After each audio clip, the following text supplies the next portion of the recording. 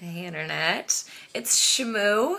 I have a request today. I'm going to be talking a little bit about the way that I got the name Shmoo, and this is actually from Steve Pye, a sculptor who sent me a silver Shmoo charm. Now that is SHMOO. It's after a 1950s Hanna-Barbera, I think, character, Archie comics, all sorts of fun stuff.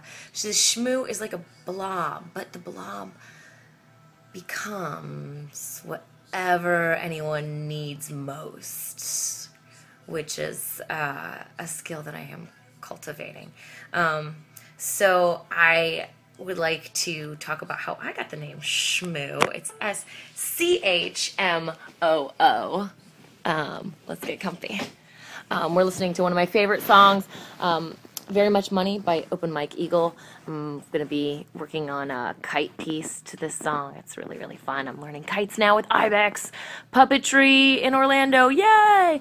So Shmoo. How to become Shmoo? How does anybody become Shmoo?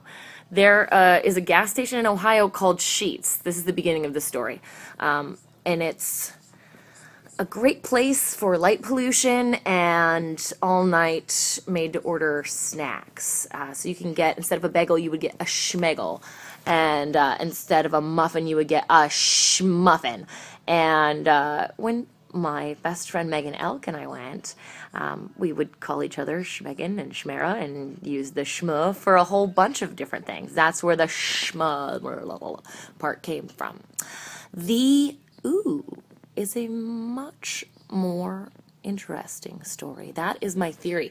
Ever since college, I have been a big proponent. I've told just hundreds and hundreds of people about the theory of woo, and now you get it, Internet. Theory of woo is this theory that I came up with many, many years ago about our need to howl, our connection to our very awesome canine ancestors, and so they woo, and there's a full moon. I don't know if you think that we're connected to the moon at all or whatever, but it has an effect on the tides, and we're mostly water, so there's got to be something there, right?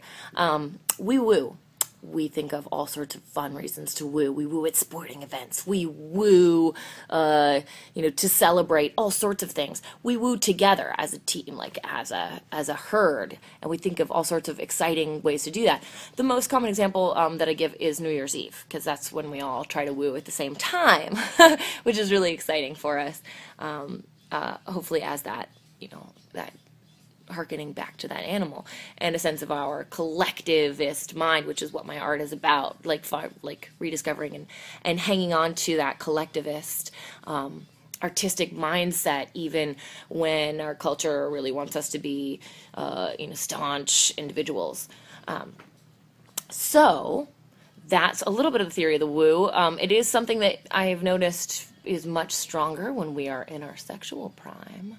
So you can go to a college campus any time of day or night, especially in the fall, yell woo, and someone will yell woo back at you.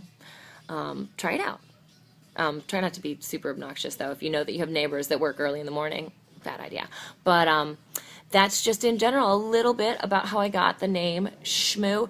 The CH is like Shmuel. That's because when I got started out in my art, there were a lot of people in the Jewish arts community that gave me advice and help, and some of my greatest mentors.